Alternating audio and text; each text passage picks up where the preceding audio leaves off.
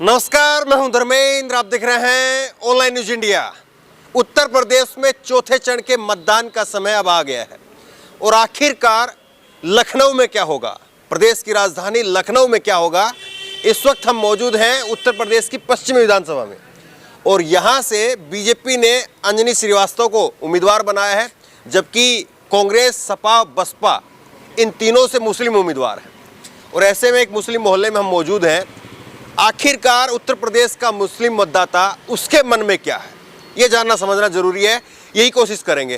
तो ये बताइए कि बीजेपी एक तरफ जो है अंजनी श्रीवास्तव, फिर सपा की बात करिए, बसपा की बात करिए, कांग्रेस की बात करिए, तीनों मुस्लिम उम्मीदवार।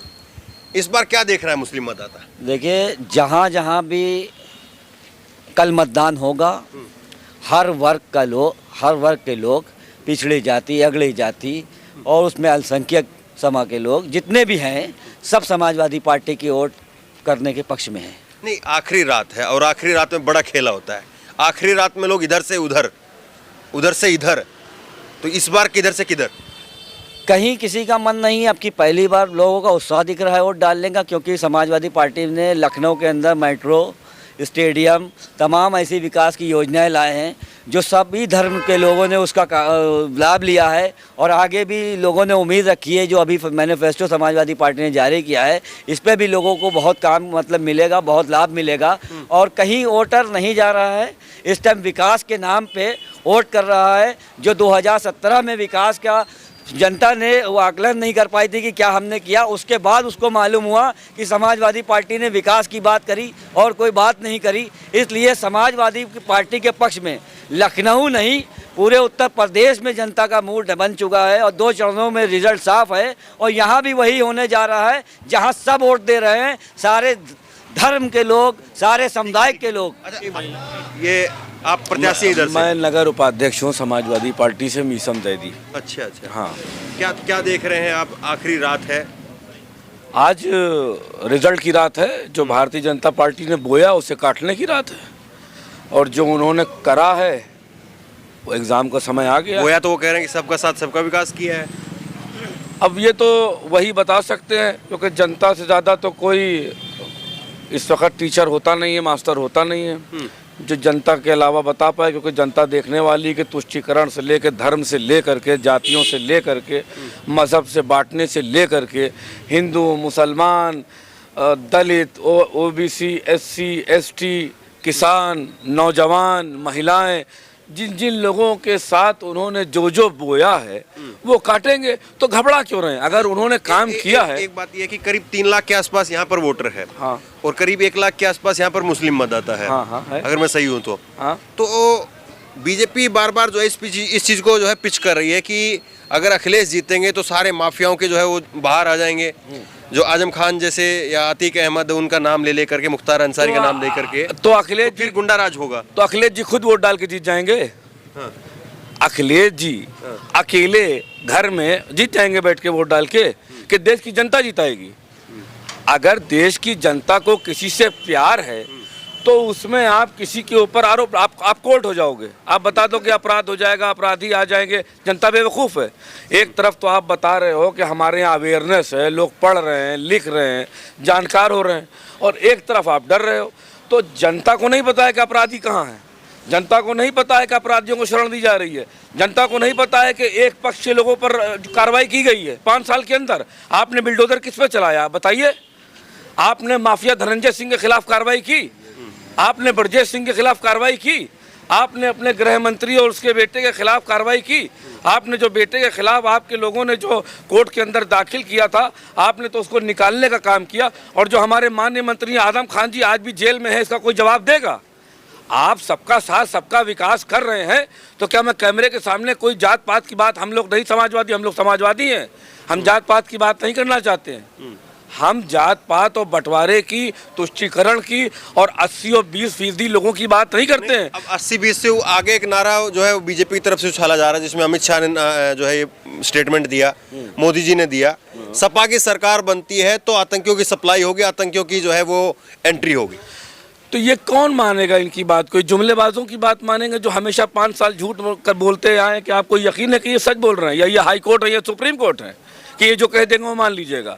ये अगर कह देंगे किसी को आतंकवादी तो वो आतंकवादी हो जाएगा, तो ये तो फिर कल को आपको कह देंगे आतंकवादी तो आप आतंकवादी हैं। अगर आप आतंकवादी कह देने से उनके हो जाएंगे तो आप मान लेंगे। अगर कोई आदमी किसी के कह देने से भाजपा भारतीय जनता पार्टी के अंदर जो वॉशिंग मशीन है जो उसमें जाने के बाद धुल के निकल जाता है, कितने लोग ऐसे हैं जिन्होंने भारतीय जनता पार्टी के, अगर भारतीय जनता पार्टी को ये मालूम है कि समाजवादी में अपराध बढ़ता है तो हमारे समाजवादी पार्टी के लोगों को तोड़ने का, प्रलोभन देने का, लालच देने का, धन से तोड़ने का, धन लालच क्यों काम करते हैं भारतीय जनता पार्टी? अभी मोदी जी ने एक रैली में और कहा मुस्लिम बहनों को लेकर के, उन्होंने कहा कि 3 तलाक से जो है वो आज़ादी दिलवाई है, और 3 तलाक से आज़ादी दिलवाने की वजह से और मुस्लिम बहनों के लिए हमने जो काम किया है, तो मुस्लिम बहनें साइलेंट उनका वोटर है, बीजेपी का वोटर है। नहीं, अच्छी बात है। अगर 3 तलाकों से उनको लगता है कि महिलाओं को आज़ादी मिली है और महिलाओं के लिए जो है वो क्या कहते हैं जुडिशरी में उनको मदद मिली है, उनको न्याय मिला है, तो वो माननीय प्रधानमंत्री जी को भी न्याय दिलाएं, उनकी बेबी को भी न्याय दिलाएं और तमाम उन महिलाओं को भी न्याय दिलाएं कि जिनके नेताओं ने उनको छोड़ रखा है। अच्छी बात है, हम सपोर्ट करते हैं। अगर कोई महिला 3 तलाक से खुश है, हम कब मना कर रहे हैं, हम तो स्वागत करते हैं आपका। मगर हम यही तो कह रहे हैं कि आप बायस्ड होकर के जो आप लॉ एंड ऑर्डर का काम कर रहे हैं, हम कह रहे हैं सबको एक तरफ से देखिए, आप लेकर के आइए ना उनकी बीवी को, पत्नी को। कहाँ है प्रधानमंत्री जी की पत्नी? हम न्याय दिलाना चाह रहे हैं। अरे कुछ तो अधिकार दिलाएं। नहीं, कहाँ छुपा के रखा है उन्होंने? आखिर हमको बताएं तो कि उनकी पत्नी कहाँ है भाई, उनकी पत्नी कहाँ है? और जिनको कभी महिलाओं का सान्निध्य, उनका साथ मिला ही नहीं। योगी जी को महिलाओं के बारे में और उनकी सोच के बारे में जब कुछ पता ही नहीं, जब उनके घर में उनका परिवार ही नहीं है, उनकी खुद की पत्नी नहीं है, तो वो क्या जाने तलाक क्या होता है? तलाक के बारे में और मंडप, निकाह और जयमाला के बारे में, विवाह के बारे में वो बात करे जिसने विवाह किया हो। जिसने विवाह ही नहीं किया वो महिलाओं के बारे में, तलाक और विवाह के बारे में क्या बात करेगा? यहाँ पे बीजेपी को छोड़ करके तीनों जो पार्टियां हैं सबके मुस्लिम उम्मीदवार हैं। हाँ, तो मुस्लिम वोट कितना बटेगा? देखिए, हम फिर वही बात आपसे कह रहे हैं कि हम हिंदू मुसलमान की बात करते ही नहीं है।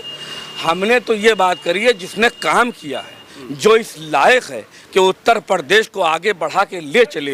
ये जो नौजवान हैं यहाँ पर जो मौजूद है, हमारे बुजुर्ग हैं, जिनके आंखों में सपने सजे हैं, जिनको पूरा काम करने का कोई काम करेगा, लोग उसको जिताएंगे। हम क्या जाने मुसलमान कौन है, हमें नहीं पता। ये तो आप बता रहे हैं कि 3 मुसलमान हैं, 4 मुसलमान हैं। हमको तो ये पता है कि राष्ट्रीय अध्यक्ष अखिलेश यादव जी, उनका चुनाव निशान साइकिल है और साइकिल से कोई एक आदमी खड़ा है, उसका नाम अरमान खान। साइकिल से बम को जोड़ दिया है। हाँ, तो अच्छी बात है, साइकिल से बम को जोड़ दिया है। तो उससे कुछ दिन पहले मोदी जी चला रहे थे, पहले वो अपना फोटो कोर्ट में पेश करें, कहीं उसी साइकिल से तो बम नहीं आए थे। क्योंकि जो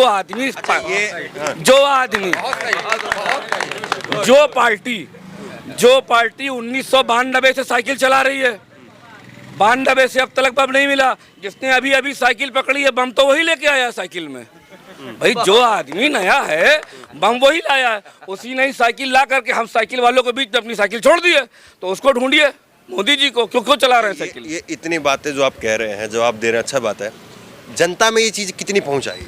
जनता में ये आपकी बातें कितनी पहुंची? जाहिर सी बात है, सोशल मीडिया का ज़माना है। राष्ट्रीय अध्यक्ष जी घूम घूम करके प्रचार कर रहे हैं, एक एक आदमी को बता रहे हैं, हम जैसे कार्यकर्ता लोगों को बता रहे हैं। और आज की डेट में देश का छोटा से छोटा बच्चा है, वो सोशल मीडिया पर है, एंड्रॉयड फ़ोन लिए हुए है। हमारे राष्ट्रीय अध्यक्ष जी ने तो तब बांटा था, मगर योगी जी नहीं बांटना चाह रहे थे, डर रहे थे कहीं घर घर तक के बात ना पहुँच जाए, विकास की बात ना पहुँच जाए, हमने क्या किया है सोशल मीडिया पे। मगर लोगों की डिमांड पर उनको वही काम करना पड़ा। कहते हैं ना कि आखिर में घूम करके वही काम किया।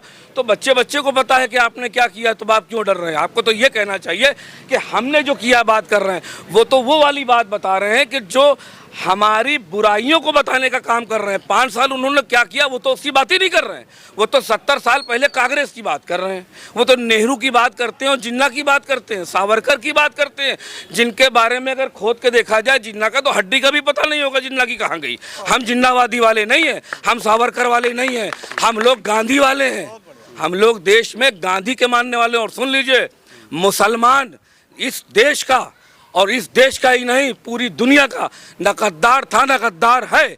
और हाथ उठा करके देख लीजिएगा, और नहीं तो आप ये जितना भी चाहोगे निशान मिटा देना, नहीं मिट सकता है। इंडिया गेट पे देख लीजिए, आज भी मुसलमानों से खून से लिखी हुई इबारत ये बता रही है कि हमने शहादत कितनी हिंदुस्तान के लिए दी है, और देंगे और देंगे और देंगे। हम अपने बच्चों को वसीयत करके जाएंगे, हम अपने बच्चों को ये वसीयत करके जाएंगे कि मरते दम तलक जितना नमक खाया है उससे कहीं ज़्यादा खून हिंदुस्तान को दे देना। योगी आदित्यनाथ ने एक इंटरव्यू था, उसमें सवाल पूछा गया योगी आदित्यनाथ जी से कि आपका मुसलमानों से क्या रिश्ता है। योगी आदित्यनाथ ने जवाब दिया कि मेरा मुसलमानों से वही रिश्ता है जो मुसलमानों का मेरे साथ रिश्ता है। हाँ, बहुत अच्छी बात कही उन्होंने। तो उनको ये मालूम होना चाहिए कि हमारा उनसे क्या रिश्ता है। जब उनको ये मालूम हो गया है तो योगी आदित्यनाथ जी खुद बताएं ना कि हमारा उनसे क्या रिश्ता है। अगर हमने योगी आदित्यनाथ जी के खिलाफ या उनको हम लोगों ने उत्तर प्रदेश की गद्दी पर बिठाने का अगर काम किया है, अगर मुसलमानों को मानते हैं कि हमारा वोट का अधिकार है, तो हम मानते हैं कि अगर मान के चलिए 100 में 40% मुसलमानों ने भी उनको वोट दिया है, तो उन्होंने पलट के मुसलमानों के लिए क्या किया है? उन्होंने सिर्फ कब्रिस्तान और शमशान की बात करी है। मुसलमान वोट डालता है कि नहीं, आप बताइए, हाँ या ना? अगर मुसलमान हिंदुस्तान की कॉन्स्टिट्यूंसी में उत्तर प्रदेश में वोट डालता है तो जाहिर सी बात है कि 100% नहीं, 20%, 10%, 5% कुछ तो मुसलमानों ने योगी जी को वोट दिया होगा। तो योगी जी ने पलट के क्या दिया मुसलमानों को? तो ये तो योगी जी को बताना चाहिए कि जो मुसलमानों ने हमको दिया, हमने पलट के उसके बारे में उनको क्या दिया? शमशान और कब्रिस्तान दिया। हमने उनको बजरंग बली और हजरत अली दिया। जबकि आज की डेट में कोई ऐसा मुसलमान नहीं है, मैं आप यहाँ जहाँ खड़े हैं मुस्लिम बाहुल क्षेत्र है, और जो घर के बड़े होते हैं उनका लालन पालन पोषण उनके बच्चों से पता लगता है। आप किसी एक बच्चे को बुला के पूछ लीजिए कि कभी उनके घर में सिखाया जाता है कि हिंदू से नफरत करो और हिंदू की देवी देवताओं को बुरा करे? कतई अगर वो कह देते हैं तो मैं आज की डेट में आपके सामने चैलेंज करता हूँ, मैं अपना नाम बदल दूंगा। चलिए देखिए, चुनाव जो है वो अब अपना अंतिम घंटों में पहुंच चुका है। वोटिंग है और वोटिंग में यही पब्लिक वोट भी करेगी। लेकिन जितने दावे वादे यहाँ पर, चाहे समाजवादी पार्टी के नेता हो, चाहे बीजेपी के नेता हो, चाहे दूसरी पार्टियों के नेता हो, जो किए गए हैं उन पर लोगों का कितना यकीन है, लोग किस पर यकीन कर रहे हैं, और इस बार जो है कौन उनका, लोगों को लगता है कि उनको जो है 5 साल के लिए उनकी सरकार में आ सकता है, कौन उनके लिए काम कर सकता है, बड़ा सवाल ये है। लेकिन क्या वोटों का बिखराव होगा, ये भी जो है वो लखनऊ के अंदर एक बड़ा सवाल है कि लोग जो है, चाहे वो एक खास धर्म विशेष के लोगों की बात करें, मतदाता की बात करें, तो उसमें क्या बिखराव होगा या एक मुश्त जो है उसका वोट पड़ेगा, ये भी अपने आप में एक बड़ा सवाल है। तो बहरहाल इसी तरह से लगातार आपको अलग अलग विधानसभाओं की कवरेज आपको दिखाते रहेंगे और दिन भर लाइव पोलिंग बूथ से आपको कवरेज दिखाएंगे कि आखिरकार लोग किन मुद्दों को लेकर के इस बार वोट कर रहे हैं। इस खबर को ज़्यादा से ज़्यादा शेयर करिए। इस खबर को लेकर, इस वीडियो को लेकर आपकी जो भी राय हो नीचे कमेंट बॉक्स में अपनी राय जरूर दें, और इसी तरह की तमाम खबरों के लिए ऑनलाइन न्यूज़ इंडिया सब्सक्राइब करें। धन्यवाद। इस खबर को अभी लाइक करें, शेयर करें, अभी चैनल को सब्सक्राइब करें और घंटी जरूर दबाएं।